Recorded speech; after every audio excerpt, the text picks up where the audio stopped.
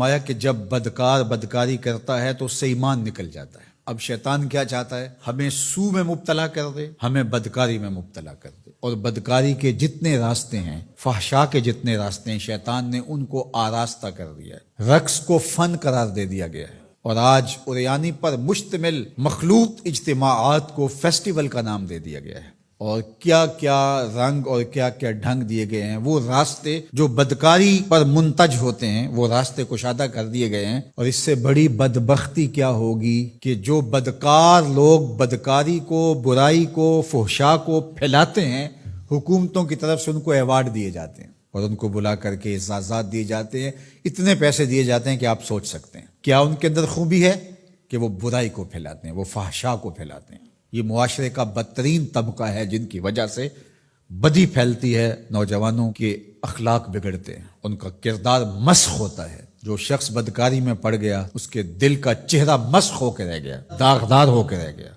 فحشاء تو بہت بڑا جرم ہے، عام گناہ کرنے سے بھی حدیث پاک میں آتا ہے کہ دل کے اوپر سیاہ داغ پڑ جاتا ہے۔ اگر بندہ توبہ نہیں کرتا، دوبارہ گناہ کرتا ہے تو وہ داغ پھیلنا شروع ہو جاتا ہے، حتیٰ کہ ایک وقت ایسا آتا ہے پورا دل سیاہ ہو جاتا ہے۔ جب پورا دل سیاہ ہو جاتا ہے تو پھر بدی اور نیکی کا امتیاز بھی مٹ جاتا ہے۔ ایک وقت ہوتا ہے کہ بندہ گناہ کرتا ہے، اس کو چین نہیں آتا کہ میں کیا کر بیٹھا ہوں، لیکن جب گناہ پہ گناہ، گناہ پہ گناہ، بدکاری پہ بدکاری کرتا ہے تو پھر اس کو کوئی پریشانی نہیں ہوتی۔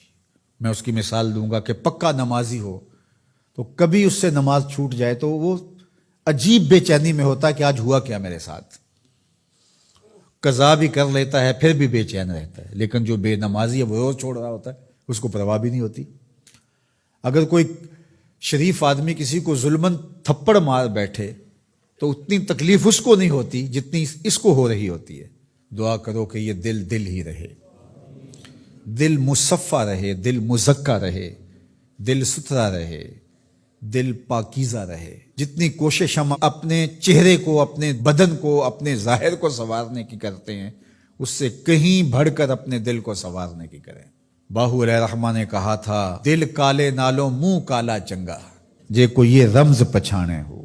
تو شیطان دل پہ ہی قبضہ جماتا ہے۔ شیطان جاسم علی قلب ابن آدم فاذا ذکر اللہ خنس واذا غفل وسوس، تو یہ غافل نہ ہو پائے، ہر وقت اللہ کے ذکر میں رہو۔ اس لیے ہمیں 5 بار مسجد میں بلایا جاتا ہے۔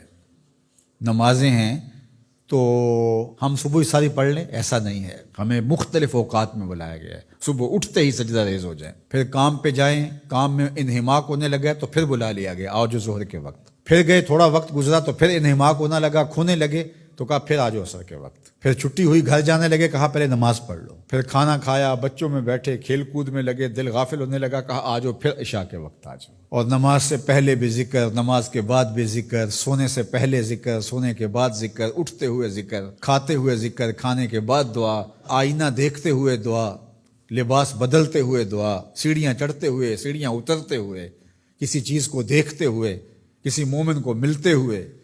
ہماری زندگی کو دیکھیے مسلمانوں کی، ہم تو ہر وقت ذکر میں رہتے ہیں، ہر وقت اسی کا نام جپ رہے ہوتے ہیں، کبھی السلام علیکم، کبھی سبحان اللہ، کبھی ماشاء اللہ، کبھی الحمدللہ، کبھی لا الہ الا اللہ، کبھی لا حول ولا قوت الا باللہ، کبھی اللہ اکبر، کبھی نماز، کبھی سجدہ، کبھی رکوع، کبھی قیام۔ کیسی زندگی ہے مومن کی۔ اور 8 دن کے بعد تفصیلی روشنی کے لیے ہم مسجدوں کے اندر حاضر ہوتے ہیں، اس میں خطبہ سنتے ہیں، اس میں گفتگو سنتے ہیں، بیٹھتے ہیں، ذکر فکر کرتے ہیں، اور پھر ماہ سیام آ جاتا ہے تو پوری ٹیوننگ ہو جاتی ہے پورے جسم کی۔ اور پھر کہا چلو ہر سال نہیں تو زندگی میں ایک بار حج پہ بھی چلے جاؤ، اور تم ایسے پلٹ کے آؤ گے جیسے ماں کے بطن سے ابھی پیدا ہوئے ہو، سارے گناہ مٹ جائیں گے، تم ستھرے ہو کے وہاں سے آؤ گے۔ تو مومن پاکیزہ دل ہوتا ہے، فحشاء سے، سو سے، برائیوں سے۔ آج نہ ہماری نگاہیں پاک، نہ کان پاک، نہ خیال پاک، نہ سوچے پاک، سب کچھ آوارگی میں آ گئی۔